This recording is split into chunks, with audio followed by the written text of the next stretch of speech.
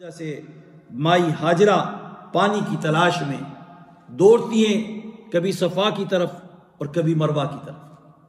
صفا کی طرف جاتی ہیں، وہاں دیکھتی ہیں کہ کوئی قافلے والا نظر آ جائے، ہو سکتا ہے اس کے پاس پانی مل جائے۔ پھر مروہ کی طرف جاتی ہیں دوڑ کر، مروہ پہاڑی کے اوپر، تو اس کے اوپر جا کے دیکھتی ہیں کہ کہیں شاید کوئی قافلہ آ جائے، پانی مل جائے۔ تفسیر انوار البیان میں ہے کہ جب آپ آخری مرتبہ مروہ پہ پہنچی، ساتویں مرتبہ جب چڑھی تو انہوں نے ایک آواز سنی تو آواز سن کر انہوں نے اپنے نفس کو مخاطب کر کے کہنے لگی کہ اب مطمئن ہو جا، اب فکر کی ضرورت نہیں ہے۔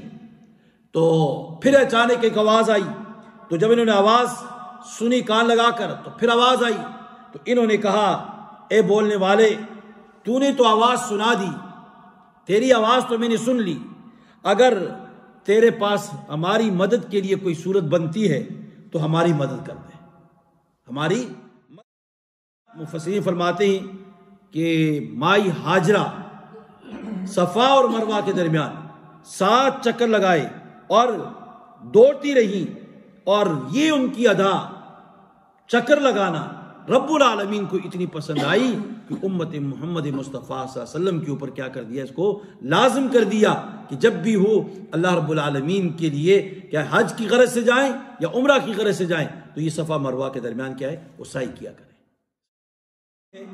کہ مشرکین جب صفا اور مروہ کے درمیان طواف کرتے تو صفا کے اوپر اصاف نامی ایک بت پڑا تھا، مروہ کے اوپر نائلہ نامی ایک بت یہ پڑا تھا، اور دونوں یہ جو بت تھے پیتل کے بنائے ہوئے بت تھے، تو ان کو جب یہ سائی کرتے تو یہ جا کے ان بتوں کے اوپر کیا کرتے، ہاتھ لگایا کرتے۔ چیز کے اندر ہے ممکن ہے یہودیوں نے اور مشرکین نے یہ کہا ہو اناد ضد کی وجہ سے کہ آپ ان پہاڑوں کے درمیان دوڑ رہے، ان کی تعظیم تو مشرک کیا کرتے تھے، وہ یہاں پر بتوں کے لیے آیا کرتے تھے، اور آپ تو دعوی توحید کر رہے ہیں، شرک اور بت پرستی کے خلاف ہے، تو یہ لوگ تو یہاں پر ان کی تعظیم کیا کرتے تھے، اور آج آپ بھی ان پہاڑیوں کی کیا ہے ان کا احترام کرتے ہیں۔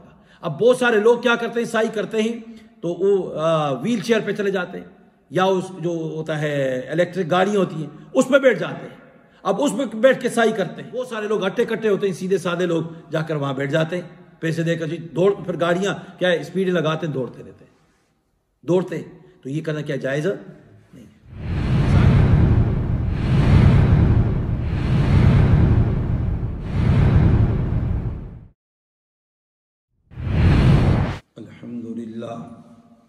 الحمدللہ رب العالمین والصلاة والسلام علی من لا نبی بعد، اما بعد فاعوذ باللہ من الشیطان الرجیم، بسم اللہ الرحمن الرحیم۔ ان الصفا والمروة من شعائر اللہ، فمن حج البيت أو اعتمر فلا جناح عليه أن يطوف بهما، ومن تطوع خيرا فإن الله شاكر عليم، صدق الله العظيم۔ نہایت ہی قابل قدر مسلمان بھائیوں، بزرگوں، گھروں میں سننے والی میری مسلمان ماؤں، بہنوں، بھائیوں، السلام علیکم ورحمۃ اللہ وبرکاتہ۔ آپ حضرات کے سامنے یہ دوسرا پارہ سورہ البقرہ آیت نمبر اس کی 158 تلاوت کی ہے۔ رب العالمین سے دعا ہے کہ اللہ تعالیٰ اس آیت کے متعلق صحیح بات سمجھانے کی توفیق عطا فرمائے، اور ہم سب مسلمانوں کو رب العالمین صحیح معنوں میں دین اسلام کی سمجھ اور اس کے اوپر عمل کی توفیق عطا فرما دے۔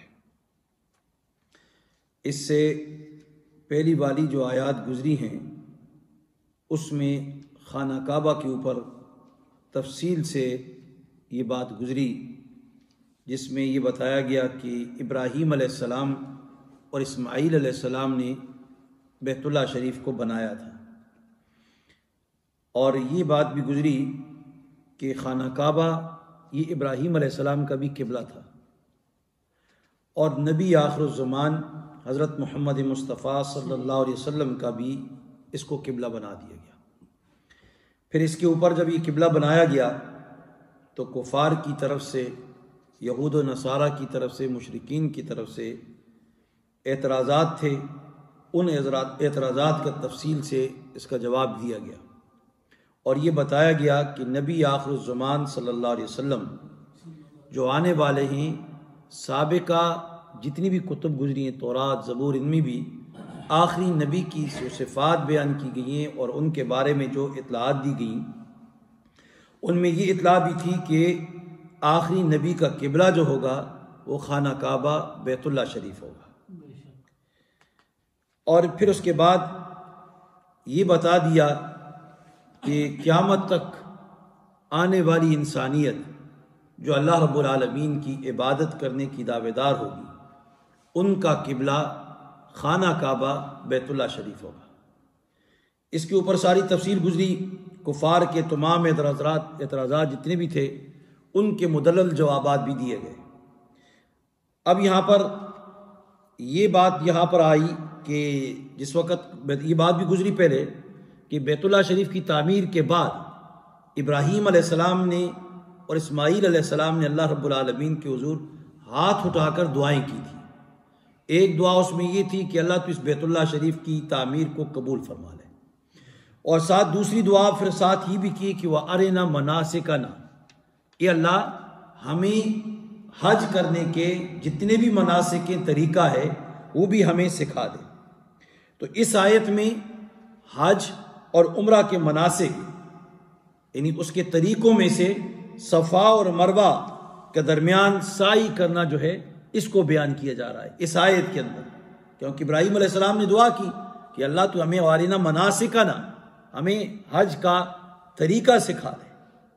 تو رب العالمین نے یہاں صفا و مروہ کے درمیان جو یہ سعی ہے یہ بھی حج اور عمرے کا کیا ہے، رکن ہے، تو اس لیے اس کو یہاں پر کیا ہے، اس کو بیان کیا جا رہا ہے۔ فرمایا ان الصفا والمروہ، ان الصفا بے شک صفا، والمروہ اور مروہ، من شعائر اللہ یہ اللہ رب العالمین کی نشانیوں میں سے، اللہ کی شعائر اللہ کی نشانیوں میں سے۔ صفا اور مروہ یہ دو پہاڑیاں ہیں مکہ مکرمہ میں، بیت اللہ شریف کے قریب واقع ہیں، اور ان دو پہاڑیوں کے درمیان حضرت مائی ہاجرہ جو حضرت ابراہیم علیہ السلام کی بیوی اور حضرت اسماعیل علیہ السلام کی والدہ اور حضرت محمد مصطفیٰ صلی اللہ علیہ وسلم کی رشتے میں دادی لگتی ہے، انہیں اور ان کے نومولود بچے حضرت اسماعیل علیہ السلام، حضرت ابراہیم علیہ السلام نے اللہ رب العالمین کے حکم کے مطابق بیت اللہ شریف کے قریب چھوڑ کر چلے گئے اور ساتھ کچھ کھانے پینے کا سامان چھوڑ دیا تھا، اور جتنا سامان تھا ظاہر اتنے تو عرصے کے لیے نہیں رہ سکتا تھا، آخر اس نے ختم ہوا تو مائی ہاجرہ کے پاس جو پانی تھا وہ بھی ختم ہو گیا، ادھر سے پیاس کی شدت ہے، بچے کو بھوک لگی ہے، اور اس وجہ سے مائی ہاجرہ پانی کی تلاش میں دوڑتی ہیں، کبھی صفا کی طرف اور کبھی مروہ کی طرف۔ صفا کی طرف جاتی ہیں، وہاں دیکھتی ہیں کہ کوئی قافلے والا نظر آ جائے، ہو سکتا ہے اس کے پاس پانی مل جائے۔ پھر مروہ کی طرف جاتی ہیں دوڑ کر، مروہ پہاڑی کے اوپر، تو اس کے اوپر جا کے دیکھتی ہیں کہ کہیں شاید کوئی قافلہ آ جائے، پانی مل جائے۔ تو گویا نظر تو کوئی بھی نہیں آیا، 7 چکر انہوں نے اس دوران صفا اور مروہ کے درمیان لگاتی رہی، اور آج تک امت مسلمہ اسی 7 چکروں کو کیا ہے لگا رہی ہے صفا اور مروہ کے درمیان۔ جس طرح حدیث میں آتا ہے کہ تفسیر انوار البیان میں یہ لکھا ہے، حضرت عبداللہ ابن عباس رضی اللہ عنہ کے حوالے سے وہ فرماتے ہیں کہ رسول اللہ صلی اللہ علیہ وسلم نے فرمایا اسی لیے کیا ہے سب لوگ صفا اور مروہ کے درمیان یہ سعی کرتے ہیں۔ سعی کرنے کی وجہ کیا ہے کہ مائی ہاجرہ جو صفا اور مروہ کے درمیان دوڑی تھی، تو اس وجہ سے آج جو لوگ دوڑ رہے ہیں اس کے درمیان یہ انہی کی کیا ہے پیروی کر رہے ہیں، انہی کی پیروی ہو رہی ہے۔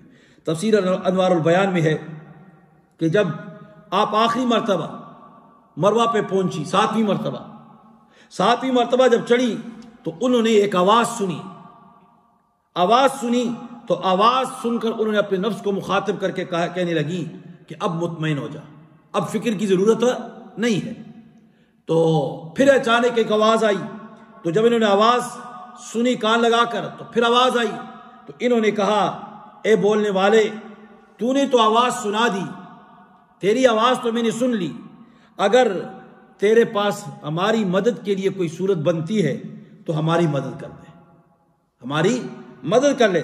اچانک وہاں مروہ سے کیا دیکھتی ہیں کہ جس جگہ زمزم کا کنواں ہے، حضرت وہاں زمزم کا کنواں ہے، وہاں فرشتہ آیا اور اس نے اپنی ایڑی لگائی، رگڑی، جو ہی ایڑی رگڑی تو اس سے زمین کو کریدا ایڑی کے ذریعے سے، تو یہاں تک کہ زمین پر پانی کیا ہو گیا، ظاہر ہو گیا، پانی باہر آیا۔ تو مائی ہاجرہ نے وہاں پر چھوٹا سا حوض بنا دیا، روک دیا پانی کو روک دیا، حوض بنا دیا، حوض کی شکل۔ تو اس سے اپنے مشکیزے میں پانی بھرا، اور پانی بھر کر اس کے بعد جب دیکھا تو پانی جوش مار رہا تھا، ابھر رہا تھا، پانی ابھر رہا تھا۔ تو حضرت ابن عباس رضی اللہ تعالیٰ عنہ کے حوالے سے تفسیر انوار البیان میں ہے، فرماتے ہیں کہ رسول اللہ صلی اللہ علیہ وسلم نے فرمایا کہ اللہ رب العالمین اسماعیل علیہ السلام کی والدہ کے اوپر رحم فرمائے، اگر وہ زمزم کو اپنے حال پر چھوڑ دیتی تو زمزم کا جاری ہونے والا یہ کیا ہے، چشمہ یہ ہوتا، یعنی اس سے پانی اس طرح مسلسل جاری ہو جایا۔ آگے لکھتے ہیں مفسرین، یا پھر فرشتے نے ان سے کہا کہ تم ضائع ہونے سے گھبرانا نہیں، کیونکہ بیابان جگہ تھی، کوئی کھانے پینے کا اور کوئی انتظام ایسا نہیں، تو تنہا اکیلی، تو ان سے کہا کہ تم گھبرانا نہیں ضائع ہونے سے، اس لیے کہ یہاں یہ بیت اللہ شریف ہے، یہاں کیا ہے، بیت اللہ شریف ہے، اور یہاں پر اللہ کا گھر بنائے گا۔ یہ جو نومولود بچہ ہے، یہ بچہ اور اس کا والد دونوں مل کر کیا کریں گے، اس گھر کو بنائیں گے، اللہ کے گھر کو بنائیں گے، بیت اللہ شریف کو بنائیں گے۔ تو پھر اس کے بعد حضرت ابراہیم علیہ السلام یہ جو علاقہ تھا، یہاں پانی آ گیا، تو پانی کے ساتھ ایک دوسرا قبیلہ جرہم قبیلہ وہ بھی آ کر یہاں آباد ہونے لگا، وہ بھی آباد ہو گیا۔ تو اب ظاہر اب وہ قبیلہ بھی آ گیا، اسماعیل علیہ السلام، تو اسماعیل علیہ السلام کی شادی جرہم قبیلہ کی ایک لڑکی سے ہو گئی، اسے لڑکی سے شادی ہوئی، اور اس کے بعد پھر حضرت ابراہیم علیہ السلام تشریف لائے، اور تشریف لانے کے بعد وہاں پر انہوں نے کیا کیا، بیت اللہ شریف کی تعمیر کی، بیت اللہ شریف کی تعمیر فرمائی، اور دونوں باپ اور بیٹے نے تعمیر کی۔ غرض یہ یہاں جو بنیادی مقصد ہے، یہ تو تفصیل اس کی پہلے گزر چکی ہے پہلے پارے کے اندر، تو فرمایا، مفسرین فرماتے ہیں کہ مائی ہاجرہ صفا اور مروہ کے درمیان 7 چکر لگائے اور دوڑتی رہی، اور یہ ان کی ادا چکر لگانا رب العالمین کو اتنی پسند آئی کہ امت محمد مصطفیٰ صلی اللہ علیہ وسلم کے اوپر کیا کر دیا، اس کو لازم کر دیا کہ جب بھی ہو اللہ رب العالمین کے لیے کیا حج کی غرض سے جائیں یا عمرہ کی غرض سے جائیں، تو یہ صفا مروہ کے درمیان کیا ہے، وہ سعی کیا کریں، سعی کیا کریں۔ فرمایا ان الصفا والمروہ من شعائر اللہ، بے شک صفا اور مروہ یہ اللہ رب العالمین کی نشانیوں میں سے۔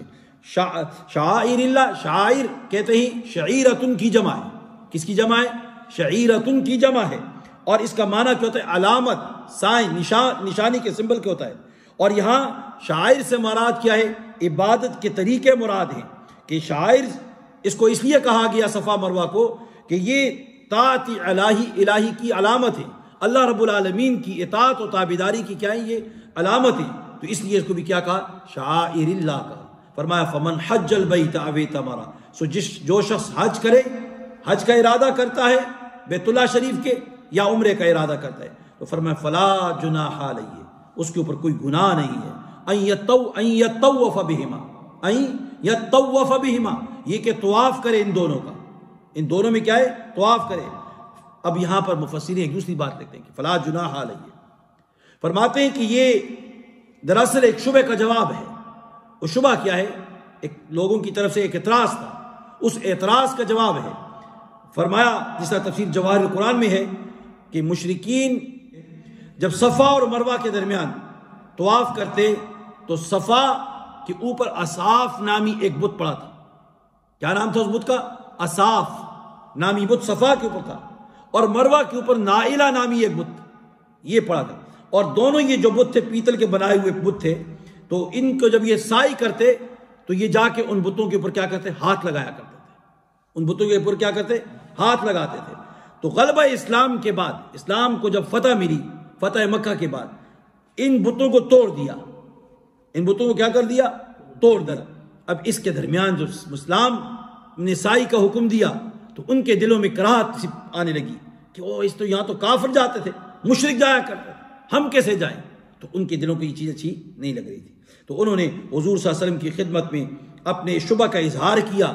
اور یہ بھی جواہر قرآن تفسیر کے اندر ہے، ممکن ہے یہودیوں نے اور مشرکین نے یہ کہا ہو اناد ضد کی وجہ سے کہ آپ ان پہاڑوں کے درمیان دوڑ رہے، ان کی تعظیم تو مشرک کیا کرتے تھے، وہ یہاں پر بتوں کے لیے آیا کرتے تھے، اور آپ تو دعوی توحید کر رہے ہیں، شرک اور بت پرستی کے خلاف ہے، تو یہ لوگ تو یہاں پر ان کی تعظیم کیا کرتے تھے، اور آج آپ بھی ان پہاڑیوں کی کیا ہے ان کا احترام کرتے ہیں۔ تو اس کے اوپر پھر کیا ہے یہ آیتیں نازل ہوئیں، اور ان الصفا والمروہ من شعائر اللہ، صفا اور مروہ کیا ہے یہ اللہ رب العالمین کی نشانیوں میں سے ہیں۔ فرمایا کہ یہ دونوں اللہ رب العالمین کی توحید کی کیا ہے یادگاریں ہیں، دونوں کیا ہیں اللہ رب العالمین کی توحید کی یادگاریں ہیں۔ حضرت ابراہیم علیہ السلام نے قائم کی تھی، تو اس لیے مسلمانوں سے کہا کہ اس کا طواف کیا کرو، اس کا طواف کرو تاکہ ملت ابراہیمی کی کیا ہے اتباع پائے تکمیل تک کیا ہے پہنچ جائے۔ آگے اس آیت کا شان نزول، شان نزول کہتے ہیں کہ شان نزول جس وقت یہ آیتیں قرآن کریم کی آیتیں نازل ہوتی ہیں نا، تو اس وقت کوئی واقعہ پیش آ جاتا ہے، تو اس وقت کیا ہے اللہ رب العالمین قرآن کریم کی آیت نازل کر دیتے ہیں۔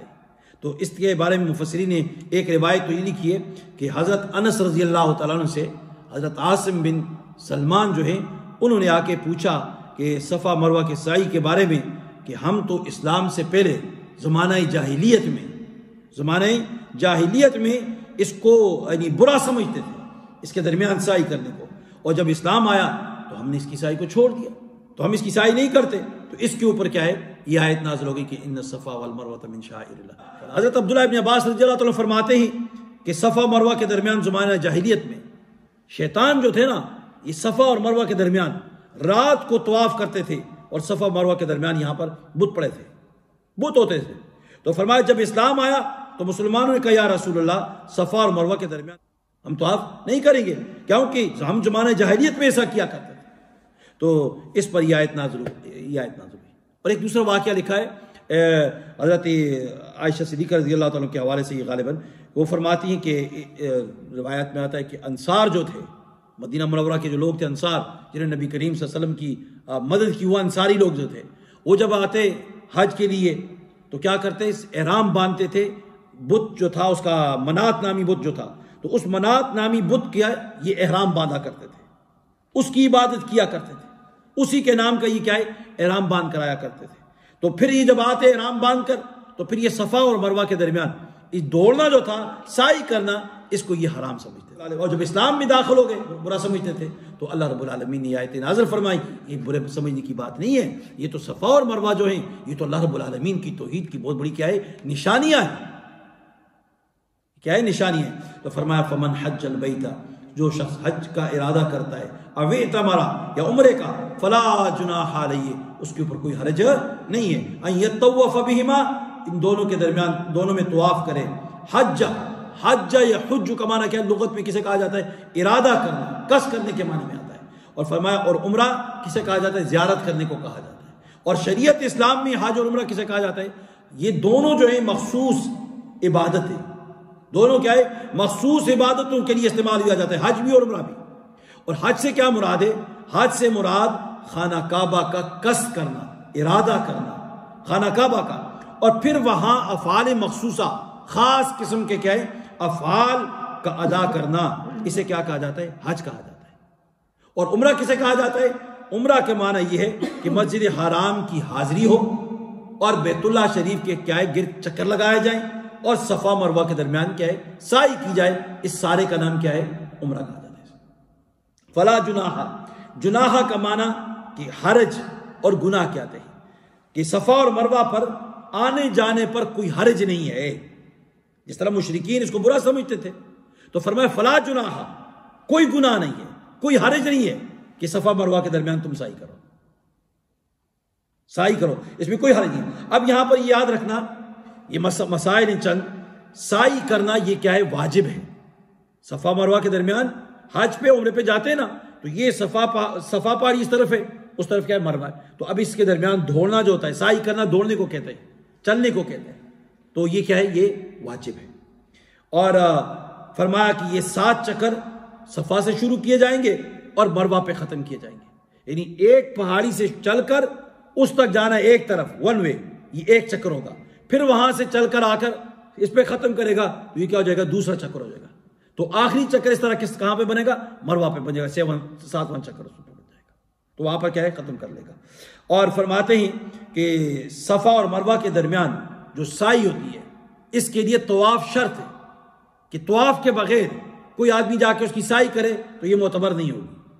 اس کے لیے کیا ہے؟ پہلے طواف ہوگا، طواف کے بعد کیا ہے؟ یہ سعی ہے.